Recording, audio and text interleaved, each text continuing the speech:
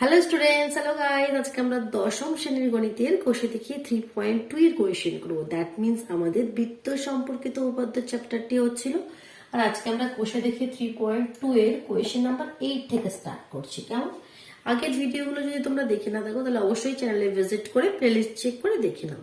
Question number 8 কি বলছে দেখো, প্রমাণ করি কোনো বৃত্তের দুটি পরস্পরছেদী জ্যা পরস্পরকে সমদ্বিখণ্ডিত করতে পারে না যদি না উভয় বৃত্তের ব্যাস হয়। আগে কোয়েশ্চেনটিতে কি বলছে সেটা ক্লিয়ার করে নিই। এই মনে করে একটা বৃত্ত সার্কেল রয়েছে, ঠিক? এই বৃত্তের এটা কি আমাদের কেন্দ্র। দুটি পরস্পরছেদী জ্যা, দুটি জ্যা করো, মনে করে একটা আমি জ্যা অঙ্কন করেছি, সাপোজ এই একটা জ্যা অঙ্কন করেছি, একটা এ বি একটা সিডি, এটা মনে করো পি বিন্দুতে ছেদ করেছে। তো বলছে দুটি পরস্পরছেদী জ্যা বলছে কখনোই সমদ্বিখণ্ডিত করতে পারে না পরস্পরকে। মানে কি, এখানে এটা এই পি বিন্দুতে ছেদ করেছে, তো AP is equal to PB. তো দেখে কি মনে হচ্ছে, হ্যাঁ AP is equal to PB, এটাকে তো সমান দুভাগে ভাগ করেছে। But CP is equal to DP কি না, পরস্পরকে সমদ্বিখণ্ডিত করে মানে কি, কোনো দুটি সরলরেখা মানে এভাবে এই পার্টটা ইজ ইকুয়াল টু এই পার্টটা, আর এই পার্টটা ইজ ইকুয়াল টু এই পার্টটা, ঠিক সমান সমান, ঠিক মিডিল দিয়ে এটা কাট করবে। বাট তা তো হয়নি। বলছে এটা তখনই পসিবল, তার সঙ্গে এটাও দেখাও কি এটা তখনই পসিবল যদি জ্যা দুটি কি হয়, বৃত্তের ব্যাস দিয়ে যায়। মানে এই একটা যায় আর এই একটা যায়, ব্যাসও তো আমাদের বৃত্তের যায়, এটা আমি ক্লিয়ার করে দিয়েছিলাম। বৃত্তের সর্ববৃহৎ যায় কি এই বৃত্তের ব্যাসই। তো দেখো তখন কিন্তু পসিবল, তখন দেখো ঠিক সমদ্বিখণ্ডিত করছে দুটি পার্টকে। তো সেটাই আমাকে দেখাতে হবে কি, যখন সেগুলো বৃত্তের ব্যাস নয়, তুমি যদি অন্য যে কোনো সাইডে যদি কোনো জ্যা তুমি অঙ্কন করো, তাহলে দুটি জ্যা কখনোই পরস্পরকে সমদ্বিখণ্ডিত করতে পারে না। ঠিক কোয়েশ্চেনটাকে কি বলেছে সেটা ক্লিয়ার হলো। চলো এবার প্রমাণ করি। দাঁড়াও, কোয়েশ্চেনটা একটু ক্লিয়ার করে দিয়ে এবার। তো সবার প্রথমে আমি সুন্দর করে আরেকটি সার্কেল আঁকছি। এই দেখো, মনে করো এটা তার সেন্টার আমি এঁকেছি ও। এবার যে কোনো একটি জ্যা, মনে করো সাপোজ এই একটা জ্যা হচ্ছে আমাদের এ বি, ঠিক?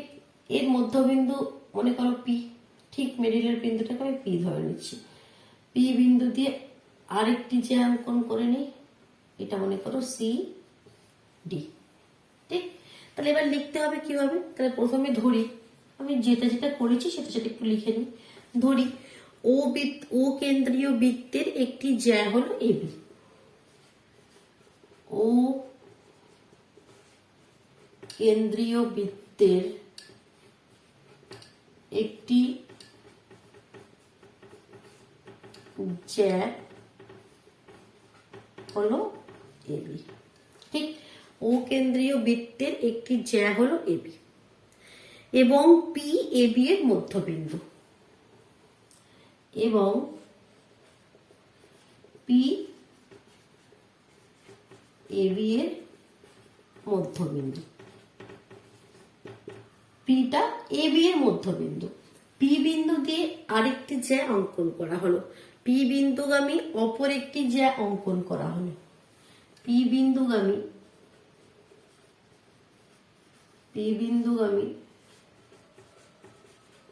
অপর একটি জ্যা সিডি অঙ্কন করা হলো। ঠিক যেটা করেছি সেটা লিখে ফেললাম। প্রমাণ কি করতে হবে, প্রমাণ করতে হবে যে এই যে পিটা যেটা সিডি এর মধ্যবিন্দু নয়, এটাই প্রমাণ করতে হবে। তো কি দুটি যা পরস্পরকে সমদ্বিখণ্ডিত করে না, মানে পিটা যদি এবি এর মধ্যবিন্দু হয়ে যায় তাহলে পিটা সিডি এর আর মধ্যবিন্দু হবে না, এটাই প্রমাণ করতে হবে। তাহলে প্রমাণ করতে হবে যে পি সিডি এর মধ্যবিন্দু নয়, ঠিক? ক্লিয়ার?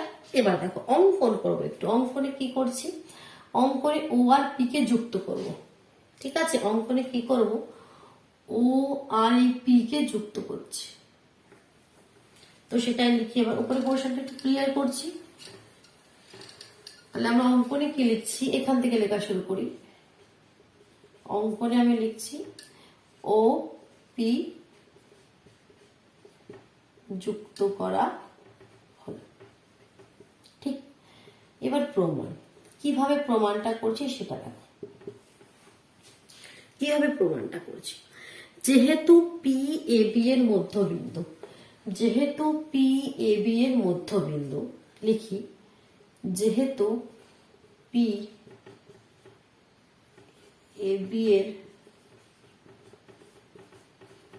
মধ্যবিন্দু, যেহেতু পি এ বি এর মধ্যবিন্দু, তাহলে কি হবে বলতো, ওপি পারপেন্ডিকুলার টু এ বি, এই যে ওপিটা সেটা এ বি এর উপর পারপেন্ডিকুলার, এই যে ওপিটা সেটা এ বি এর উপর পারপেন্ডিকুলার।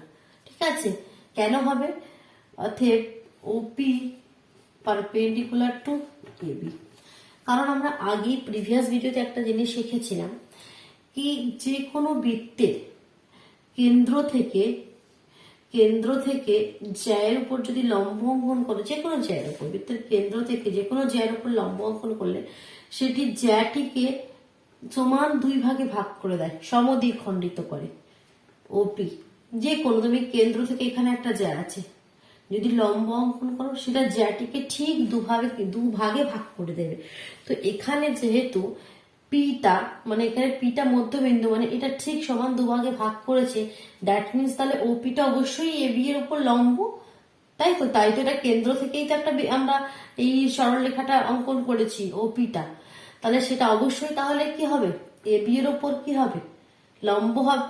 আমরা জানতাম আগে উল্টোটা, কি ও থেকে কেন্দ্র থেকে জ্যায়ের উপর যে কোনো লম্ব অঙ্কন করলে এটা কি করে, সমদ্বিখণ্ডিত করে। এখানে আমরা বলছি কি এটা সমদ্বিখণ্ডিত করে ফেলেছে, আমরা আগেই বলছি যে পি এ বি এর মধ্যবিন্দু, তাহলে অপোজিটটা হবে, তার মানে কি ওপি এ বি এর পারপেন্ডিকুলার লম্ব। ঠিক, তো দেখো এটা কোন ক্লিয়ার হলো। এবার বলছি কি, এবার যদি পি ও সিডি এর মধ্যবিন্দু হয়, আমাকে প্রমাণ করতে হবে কি পি যেটা সেটা সিডি এর মধ্যবিন্দু নয়, কিন্তু যদি পি সিডি এর মধ্যবিন্দু হয় তাহলে কি হবে, এবার যদি পি সিডি এর মধ্যবিন্দু হয় তাহলে কি হবে, তাহলে ও ও তোমার ওপি সিডি এর উপরেও লম্ব হবে। যদি সিডি এরও মধ্যবিন্দু হয়, পিটা মধ্যবিন্দু হলেই তাহলে কি হবে, কেন্দ্র থেকে যে তোমাদের সরলরেখাটা সেটা তাহলে সিডি এই জ্যায়ের উপরেও লম্ব হবে, তাহলে ওপি পারপেন্ডিকুলার টু সিডি হবে, হবে তো। বাট দেখো একই সরলরেখা, মানে ওপি এটা তো একই রেখাটা, সরলরেখাটা একই সাথে এবি এর উপর লম্ব, একই সাথে সিডি এর উপর লম্ব তো হতে পারে না। একই সরলরেখা, এটা আমাদের এবি, এটা আমাদের এবি, এটা ও, এটা পি, পি বিন্দুগামী, এখানে আর একটা আমি যা এঁকেছি এটা সিডি। তো ওপি যদি এবি এর উপর লম্ব হয়, একইভাবে সিডি এর উপর লম্ব হতেই পারে না, কারণ একটি সরলরেখা সিডি এর উপর লম্ব একই ভাবে অন্য কোনো সরলরেখা হবে, তো একই সরলরেখা একইভাবে এবি আর একইভাবে সিডি এর উপর লম্ব হতেই পারে না। তাহলে এখান থেকে আমরা কি লিখবো, এখান থেকে আমরা লিখে দেবো কিন্তু একই সাথে একই বিন্দুতে ওবি, কিন্তু একই সাথে একই বিন্দুতে ওপি, একই সাথে একই বিন্দুতে ওপি এবি ও সিডি উভয়ের উপরে লম্ব হতে পারে না, এবি ও সিডি উভয়ের উপর লম্ব হতে পারে না। তাহলে অতএব পি সিডি এর মধ্যবিন্দু নয়, এ বি এর মধ্যবিন্দু তো হবে, সেটা আমরা ধরেই নিয়েছি, বাট যেটা আমরা ভাবছিলাম কি পি সিডি এর মধ্যবিন্দু হবে, তাহলে অতএব পি সিডি এর মধ্যবিন্দু নয়। ঠিক, ক্লিয়ার হলো।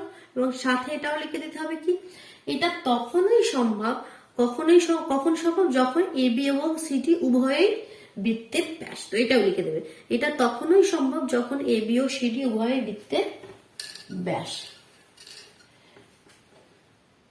এটা তখনই তখনই সম্ভব যখন AB ও CD উভয়েই বৃত্তের ব্যাস। বোঝা গেল? আমরা বুঝতে তো পারছিলাম, বাট এটা লিখতে হবে, তো লেখা টেকনিকটা বোঝা গেল, ক্লিয়ার হলো? চলো নেক্সট আমরা তাহলে কোয়েশ্চেন নাম্বার 9 যাই। এটা ক্লিয়ার করে দিচ্ছি, তাহলে অসুবিধা হলে পজ করে ভালো করে আর একবার দেখে নাও। দেখি কোয়েশ্চেন নাম্বার 9 কি বলছে, দেখি। এক্স ও ওয়াই কেন্দ্র বিশিষ্ট দুটি বৃত্ত পরস্পরকে এ ও বি বিন্দুতে ছেদ করেছে। একটা বৃত্ত রয়েছে যার কেন্দ্রকে আমরা এক্স ধরে নিচ্ছি, আরেকটি বৃত্ত রয়েছে যার কেন্দ্রকে আমরা ওয়াই ধরে নিচ্ছি। তোমরা ভালো করে কম্পাস দিয়ে আঁকবে, ঠিক আছে, সুন্দর করে সার্কেল গুলো। বলছে এটা মনে করো পরস্পরকে এ আর বি বিন্দুতে ছেদ করেছে। তারপর কি বলছে? এ ও বি বিন্দুতে ছেদ করেছে। এক্স ওয়াই এর মধ্যবিন্দু এস এর সঙ্গে, এক্স আর ওয়াই এর মধ্যবিন্দু বলছে, এই যে এক্স ওয়াই যুক্ত করতে হবে, তাহলে ঠিক এর মধ্যবিন্দু এখানে কোথাও হবে। এস এর সঙ্গে, এক্স ওয়াই এর মধ্যবিন্দু এস এর সঙ্গে এ বিন্দু যুক্ত করলাম, যুক্ত করি, এ বিন্দু যুক্ত করলাম, ঠিক। তারপর কি বলছে? এ বিন্দু দিয়ে এস এর উপর লম্ব অঙ্কন করলাম। এ বিন্দু দিয়ে এই যে এস এ, তার উপর লম্ব কিভাবে হবে? এভাবে হবে, এভাবে লম্ব অঙ্কন করলাম। তো বলছে সেই যা বৃত্ত দুটিকে পি ও কিউ বিন্দুতে ছেদ করলো, ছেদ করলো। এই বৃত্তকে পি বিন্দুতে বলছে, এই বৃত্তকে কিউ বিন্দুতে ছেদ করলো, ঠিক। প্রমাণ কি করতে হবে? P A is equal to A Q. P A কোথায় রয়েছে? এই P A is equal to A Q, মানে এই যে পার্ট দুটো সমান আমাকে প্রমাণ করতে হবে। তাহলে কিভাবে আমরা প্রমাণ করবো বলো? তাহলে প্রথমে যেমন আমরা লিখি কি, ধরি, ধরি বলে আমাদের কি লিখতে হয় সেটা এবার তোমরা লিখে নেবে। কি যা যা আমরা এখানে করলাম, মানে কোয়েশ্চেনে যা যা বলে দিয়েছে অ্যাজ ইট ইজ লিখে নেবে। কি ধরি, এক্স বিন্দুগামী একটি বৃত্ত, ওয়াই বিন্দুগামী একটি বৃত্ত পরস্পরকে এ এবং বি বিন্দুতে ছেদ করেছে। এক্স ওয়াই এর মধ্যবিন্দু এস, যা বয়ে বয়ে দেওয়া আছে সেটাই লিখে ফেললে ধরিতে, ঠিক, আর কিছু নয়। তারপরে দেখো আমি অঙ্কন থেকে লিখছি। অঙ্কনে কি লিখবে? এখানে কি অঙ্কন করতে হবে এখানে দেখি তো একটু। অঙ্কনে আমরা কি করব দেখো, এক্স ও ওয়াই বিন্দু দিয়ে পি কিউ এর উপর, এক্স ও ওয়াই বিন্দু দিয়ে পি কিউ এর উপর লম্ব অঙ্কন করব। এই দেখো একটা লম্ব অঙ্কন করলাম, এই একটা লম্ব অঙ্কন করলাম, ঠিক। যেটা মনে করো সাপোজ আমাদের যে পি কিউ সরলরেখা থেকে এই মতো এম এবং এন বিন্দুতে ছেদ করেছে, দ্যাট মিনস এখান থেকে এক্স এম লম্ব অঙ্কন করলাম, এখান থেকে ওয়াই এন লম্ব অঙ্কন করলাম, ঠিক। তো সেটাই লিখি, এক্স ও ওয়াই বিন্দু দিয়ে পি কিউ এর উপর, এক্স ও ওয়াই বিন্দু দিয়ে পি কিউ এর উপর এক্স এম ও ওয়াই এন লম্ব অঙ্কন করা হলো। এক্স এম ও ওয়াই এন লম্ব অঙ্কন করা হলো, ঠিক, ক্লিয়ার? এবার দেখো প্রমাণ কিভাবে এবার করছি আমরা। তাহলে প্রমাণ, এবার চলে আসি প্রমাণে। তাহলে এখানে দেখো এটা লম্ব, এটাও লম্ব, এটাও লম্ব, দ্যাট মিনস এই তিনটে, এটা এটা আর এটা অ্যাকচুয়ালি কি প্যারালাল তো সবই। তাহলে অঙ্কন অনুসারে আমরা লিখতে পারি প্রমাণে কি X M parallel to S A parallel to Y N, তিনটে এখানে সরলরেখায় কি পরস্পর প্যারালাল। আবার এক্স এম বৃত্তের কেন্দ্র এক্স থেকে বৃত্তের জ্যা পি এর উপর লম্ব। এই যে এক্স এমটা বৃত্তের কেন্দ্র এক্স, তো এক্স তো বৃত্তের কেন্দ্র, বৃত্তের কেন্দ্র এক্স থেকে বৃত্তের জ্যা পি এর উপর একটা লম্ব, ঠিক বলছি কি? দেখো লিখছি। আবার এক্স এম বৃত্তের কেন্দ্র এক্স থেকে বৃত্তের জ্যা পি এর উপর লম্ব। ঠিক বলছি? আগে দেখো, এই বৃত্তটা আমি আঁকছি যার কেন্দ্র এক্স, এটা একটা জ্যা, দেখো এই বৃত্তে শুধু জ্যাটা আমি করছি পি এ, তাহলে এটা এক্স থেকে এটা আমি লম্ব, এক্স এর বৃত্তের কেন্দ্র এক্স থেকে বৃত্তের জ্যা এ বি এর উপর লম্ব। আর এটা লম্ব হলেই আমরা কি জানি, লম্ব সবসময় জ্যাটিকে সমদ্বিখণ্ডিত করবে। দ্যাট মিনস এখান থেকে আমরা লিখতে পারি কি P M is equal to M A, P M is equal to M A. কারোর কোনো ডাউট আছে? P M is equal to M A লিখতে পারি। এটাকে ঘুরিয়ে লিখতে পারি M is equal to half P A. এটার মানে কি, আমি শুধু এটুকুন পার্ট নিচ্ছি, কি এম এটা কি হবে, পুরো পি এর অর্ধেক। বুঝে বুঝে করো, দেখো M is equal to half P. এটা কেন লিখলাম, কারণ এটা আমার দরকার আছে। ঠিক আছে, নেক্সটেই তোমরা বুঝতে পারবে কেন লিখছি। ঠিক, তাহলে অনুরূপ ভাবে যেমন এই বৃত্ততে যেমন বলতে পারলাম, তাহলে অনুরূপ ভাবে ওয়াই কেন্দ্রীয় বৃত্তেও আমরা বলতে পারবো কি N is equal to N Q. Similarly এখানেও তো ওয়াই এর উপর আমাদের লম্ব, তাহলে অনুরূপ ভাবে, আর না লিখে অনুরূপ ভাবে তোমরা এভাবে লিখে দিতে পারো কি অনুরূপ ভাবে আমরা কি বলতে পারি কি N is equal to N Q, N is equal to N Q. আর এটাই কি ইমপ্লাই করছে, আমরা শুধু এইটুকুন পার্টটা নিচ্ছি কি N is equal to half A Q. এটা ভালোভাবে এখানে ভিডিওটা পজ করে দাও, দিয়ে লাইন দুটো বুঝে নাও। ঠিক, বুঝতে পারলে? ঠিক, এবার দেখো আবার এস এক্স ওয়াই এর মধ্যবিন্দু, আমাকে তো প্রথমেই বলে দিয়েছিল যে এসটা সেটা এক্স ওয়াই এর কি মধ্যবিন্দু, এস এক্স ওয়াই এর মধ্যবিন্দু এবং এক্স এর প্যারালাল টু ওয়াই এর, এক্স এর আর ওয়াই এর সব তো প্যারালাল। তাহলে এখান থেকে আমরা বলতে পারি কি M is equal to A N. দেখ, ক্লিয়ার করো, এই যে এসটা এটা বলছে এই যে এক্স ওয়াই এর মধ্যবিন্দু। এবার এই পার্টটা ভালো করে বলছো, এতটা পার্ট হয়ে গেছে ওদিকের পার্টটা। এবার বলছে আমরা জানি, আমাকে বলেই দিয়েছিল কি এসটা এক্স ওয়াই এর মধ্যবিন্দু, that means X S is equal to S Y.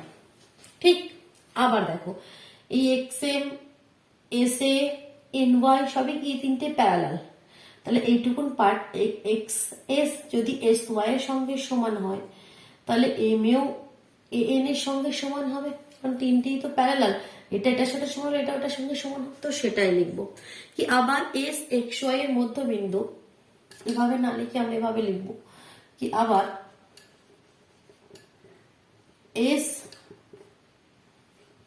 X Y এর মধ্যবিন্দু এবং এবং M X parallel to A S parallel to N Y. তাহলে অতএব M A is equal to A N, M A is equal to A N, M A is equal to যদি A N হয় তাহলে half P is equal to half P Q হবে। ঠিক, তাহলে এখান থেকে আমরা লিখতে পারি এম এ মানে কত হাফ পি এ, আর এ এন মানে কত half A Q, half A Q. এখানে লিখে দেবে সমীকরণ 1 এবং 2 থেকে। তাহলে এখানে যদি হাফ হাফ আমরা ক্যান্সেল করে দিই তাহলে কি হবে P is equal to A Q. আর এটাই কি আমাদের প্রমাণ করতে বলেছিল P is equal to A Q? হ্যাঁ, এটাই প্রমাণ করতে বলেছিল। তাহলে দেখো এখানে আমাদের প্রমাণ হয়ে গেল। ক্লিয়ার হলো, বোঝা গেল? চলো নেক্সট 10-এর দাগে কোয়েশ্চেনে মুভ করছি। এবার নিচের পোর্শনটা শুধুমাত্র ক্লিয়ার করছি, উপরেরটা যদি তোমাদের দরকার হয় তোমরা দেখো। দেখো কোয়েশ্চেন নাম্বার 10 কি বলছে দেখি। ও কেন্দ্রীয় একটি বৃত্তের 10 সেন্টিমিটার ও 24 সেন্টিমিটার দৈর্ঘ্যের দুটি সমান্তরাল জ্যা এ বি ও সিডি কেন্দ্রের বিপরীত পার্শ্বে অবস্থিত। যেটা বলছে আগে করে নি, একটা সার্কেল, এটা তার কেন্দ্র, একটা জ্যা এদিকে রয়েছে আর একটা জ্যা এদিকে রয়েছে। একটার নাম দিতে বলছে এ বি আর একটা নাম দিতে বলছে সিডি। একটা বলছে 10 সেন্টিমিটার আর একটা বলছে 24 সেন্টিমিটার। ঠিক, যেটা দুই পাশে একই দিকে নয়, কেন্দ্রের দুদিকে দুটো রয়েছে। এবারে কি বলছে, যদি এ বি ও সিডি কেন্দ্রের জ্যা দুটির মধ্যে দূরত্ব 17 সেন্টিমিটার হয়, তাহলে হিসাব করে দেখো কি বৃত্তের ব্যাসার্ধ কত হবে, সেটা হিসাব করে লিখতে হবে। এদের মধ্যে দূরত্ব মানে এই যে দূরত্বটা এটা বলে দিয়েছে, এটা এখান থেকে এটা বলছে 17 সেন্টিমিটার। তাহলে এই বৃত্তের ব্যাসার্ধ, ব্যাসার্ধ মানে কি ওবি যুক্ত করো অথবা তুমি ওডি যুক্ত করো, যাই যুক্ত করো না কেন, এটাই এই বৃত্তের ব্যাসার্ধ হয় কেন্দ্র থেকে পরিধির উপর যে দূরত্বটা এটা। তাহলে এই যে ব্যাসার্ধ সেটা তোমাকে চাইছে। তাহলে আমরা খুব ভালোভাবে জানি কেন্দ্র থেকে যে জ্যায়ের উপর আমরা এটা লম্ব অঙ্কন করেছি, দ্যাট মিনস এগুলো কি অ্যাকচুয়ালি 90, তাই তো? দ্যাট মিনস এগুলো কি এই যে ত্রিভুজগুলো অ্যাকচুয়ালি আমাদের সমকোণী ত্রিভুজ হয়েছে, ঠিক তাই তো? তাহলে এখানে যদি নামও দিয়ে দিই, এটা মনে করো পি, আর এই বিন্দুটাকে আমি নাম দিচ্ছি মনে করো, নিচে নামটা দিচ্ছি কিউ, এরকম অ্যারো দিয়ে দেখাচ্ছে আর কি, এখানে কিউটা দেবে, ঠিক?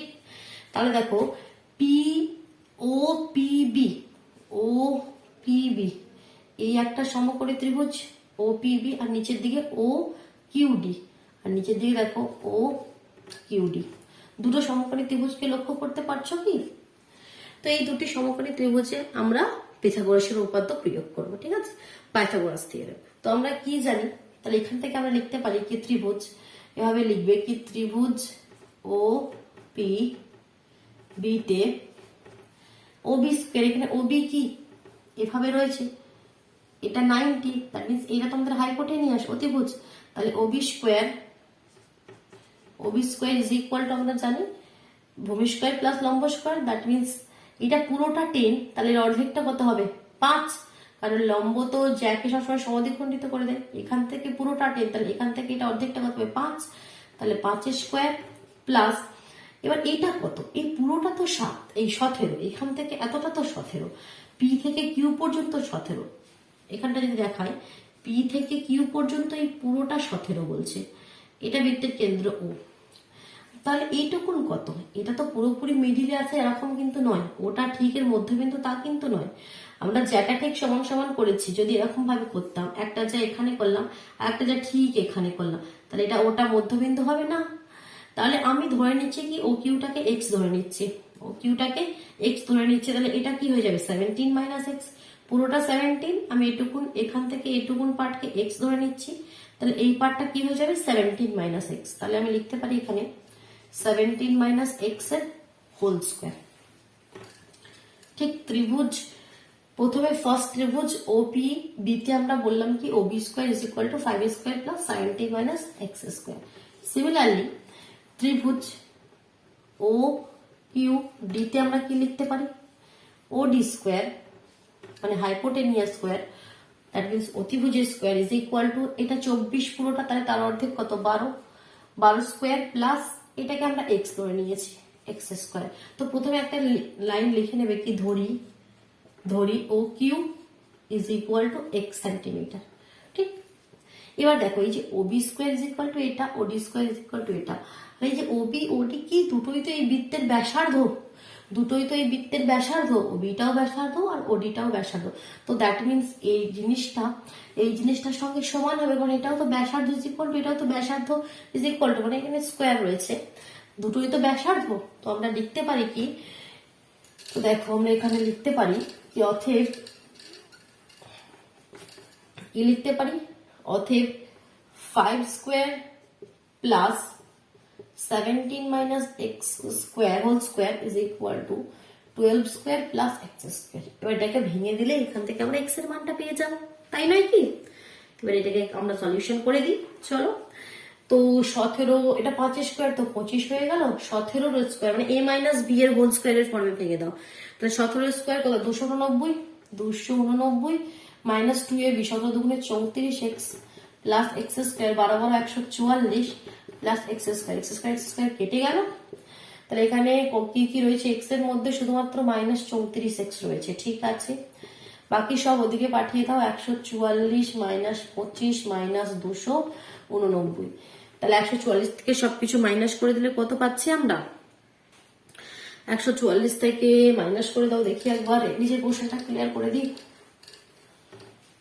তাহলে এই আগে দুটোকে যুক্ত করে নিই 289 আর 25, 9 বাজে 14 4 হাতে 1 8 2 10 11 1 3 314 থেকে 144 মাইনাস করে দাও 0 4 5 11 4 5 6 7 8 9 10 11 7 দিতে 11 170 পাচ্ছি, কিন্তু মাইনাস 170 পাচ্ছি, ঠিক আছে, কোনো ব্যাপার নেই, মাইনাস এদিকেও আছে মাইনাস এদিকেও আছে, ক্যান্সেল হয়ে যাবে, তাহলে x ইজ ইকুয়াল টু 170/34, 17 দিয়ে কাটলে 17 1 17 17 দুগুণে 17 1 17 0 10, এখানে 17 দুগুণে 34, 2 দিয়ে কাটলে 5, তাহলে x এর ভ্যালু কত পেয়ে গেলাম 5, তাহলে x এর ভ্যালু পেয়ে গেলাম 5, ঠিক 5 সেন্টিমিটার। তাহলে ব্যাসার্ধ কত হয়ে গেল?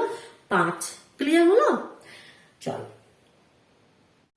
চলো আরেকটি কোয়েশ্চেন করি, ঠিক আছে? এখানে কোয়েশ্চেন গুলো একটু লেন্দি, তো বেশি কোয়েশ্চেন করছি না। আর লাস্ট আজকে কোয়েশ্চেন নাম্বার 11টা করে দেখি। দুটি বৃত্তের কেন্দ্র পি এবং কিউ, বৃত্ত দুটি এ এবং বি বিন্দুতে ছেদ করলে এ বিন্দু দিয়ে পি কিউ সরলরেখাংশের সমান্তরাল সরলরেখা বৃত্ত দুটিকে সি ও ডি বিন্দুতে ছেদ করে। মানে সেই কোয়েশ্চেন নাম্বার 8 এর মতো ঠিক কন্ডিশনটা বলে দিচ্ছে। একটা বৃত্ত রয়েছে আর একটা বৃত্ত রয়েছে, একটা বলছে কি পি বিন্দুগামী, কেন্দ্রটা পি, আর একটা কেন্দ্রটা কি কিউ, ঠিক?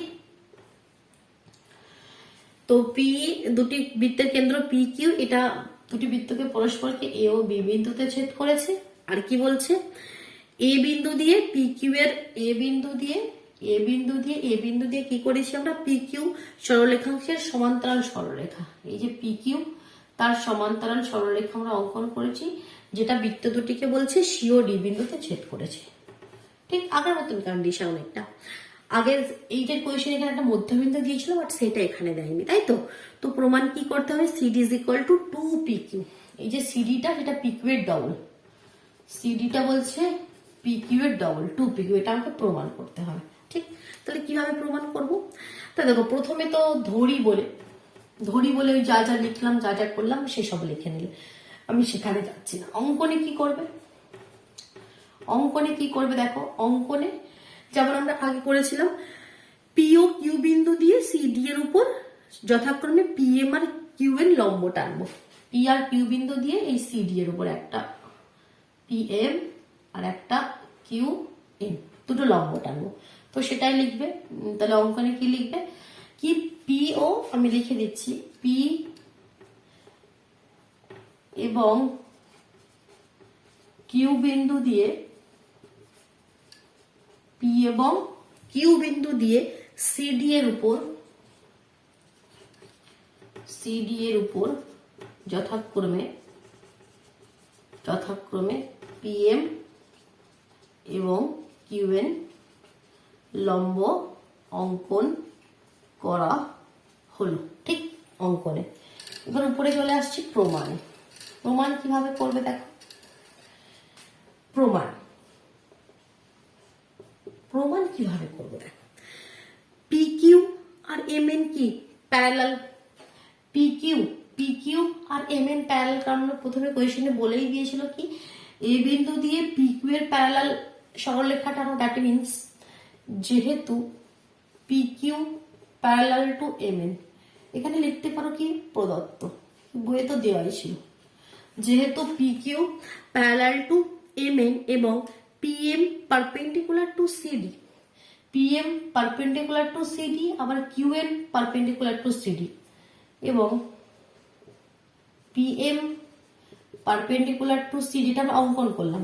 পিএম সিডির ওপর পারপেন্ডিকুলার এবং কিউএন সিডির ওপর পারপেন্ডিকুলার, এবং PM perpendicular to CD, QN perpendicular to CD. তো that means P Q N M একটা কি আয়তক্ষেত্র হয়ে যাবে। আয়তক্ষেত্র মানে কি হয়? তার অপোজিট সাইড গুলো প্যারালাল আমরা প্রমাণ করে দিচ্ছি, আর এই যে এটা লম্ব মানে কি, অ্যাঙ্গেল গুলো সব 90। আয়তক্ষেত্র মানে কি, এগুলো অপোজিট সাইড গুলো সমান আর এগুলো কি 90। কিন্তু এটা যদি 90 না হয় তাহলে সেটা আবার সমান্তর চতুর্ভুজ হয়ে যায়। দ্যাট মিনস সামান্তরিক হয়ে যায়। আমরা হিন্দিতে বললাম সামান্তরিক হয়ে যায়, তাই তো, প্যারালালোগ্রাম হয়ে যায়। বাট আয়তক্ষেত্র বলেই তবে এগুলো আমাদের লম্ব হয়। তো সেটাই বলে দিচ্ছি কি এটা লম্ব, এটা প্যারালাল। দ্যাট মিনস এখান থেকে আমরা বলে দিতে পারি কি, অতএব পি কিউ এন এম একটি আয়তক্ষেত্র। এখান থেকে আমি কি প্রমাণ করলাম? পি কিউ এন এম একটা কি আয়তক্ষেত্র। আর আয়তক্ষেত্র হবে মানে কি তাহলে? আয়তক্ষেত্র হলো তার কথাটির মানে কি P Q is equal to M N. এই যে P Q is equal to M N, কারণ আয়তক্ষেত্রের অপোজিট সাইড গুলো কি, অপোজিট সাইড গুলো সমান হবে, বিপরীত বাহুগুলো সমান হবে। তাহলে এখান থেকে আমরা লিখতে পারি কি P Q is equal to M N, ঠিক? P Q is equal to M N. এখনো প্রমাণ হবে না, প্রমাণ করতে হবে সিডিটা সেটা পি কিউ এর ডবল। এখানে আমি শুধুমাত্র প্রমাণ করে দিলাম এটা। এবার দেখো, পিএম সিএ কে সমদ্বিখণ্ডিত করেছে। এই যে পিএম, এটা সিএ, আবার এই বৃত্তের কথা ভাবো, পিএম এই যে সিএ এটুকুন যে এর উপর লম্ব, দ্যাট মিনস পিএম সিএ কে সমদ্বিখণ্ডিত করেছে। তাহলে আমি লিখতে পারি কি আবার পি কেন্দ্রীয় বৃত্তের ক্ষেত্রে, পি কেন্দ্রীয় বৃত্তের ক্ষেত্রে, পি এর কথাটা বলছে আমি, পি কেন্দ্রীয় বৃত্তের ক্ষেত্রে আমরা লিখতে পারি কি CM is equal to M A, লিখতে পারি CM is equal to M A, that means M is equal to half CA. এই যে এম এটা, এটা সি এর হাফ, এটাই কি ইমপ্লাই করছে কি এই যে এম এটা হাফ সিএ। আবার অনুরূপ ভাবে আমরা আর কি বলতে পারি, অনুরূপভাবে আমরা বলতে পারি কিউ কেন্দ্রীয় বৃত্তের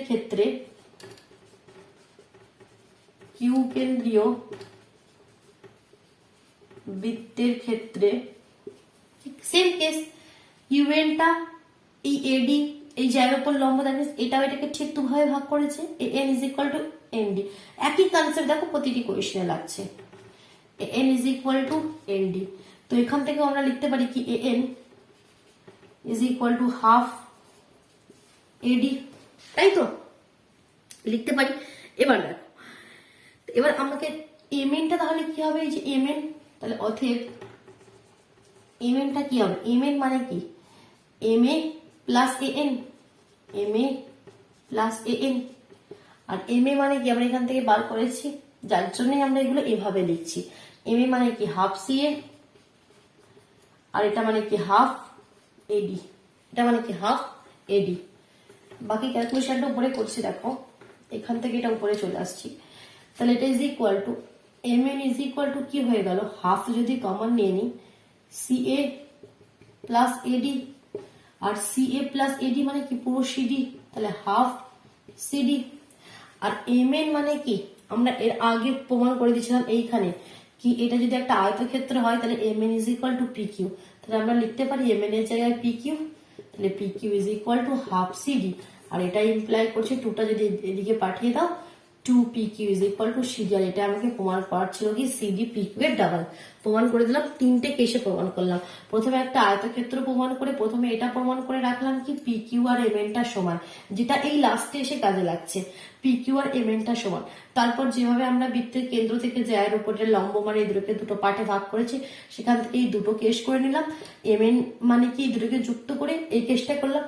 আর এখানে যে এম এন এর জায়গায় পিকিউটা, যেটা আমরা এটা একটা আয়তক্ষেত্র থেকে প্রমাণ করে রেখেছিলাম কি M N is equal to PQ, সেটা এই লাস্টে এখানে এসে কাজে লাগলো। ক্লিয়ার হলো? আর তো আজকে এত পর্যন্তই থাক, ঠিক আছে? নেক্সট আমরা কোয়েশ্চেন নাম্বার 12 থেকে স্টার্ট করবো। চলো তাহলে টাটা।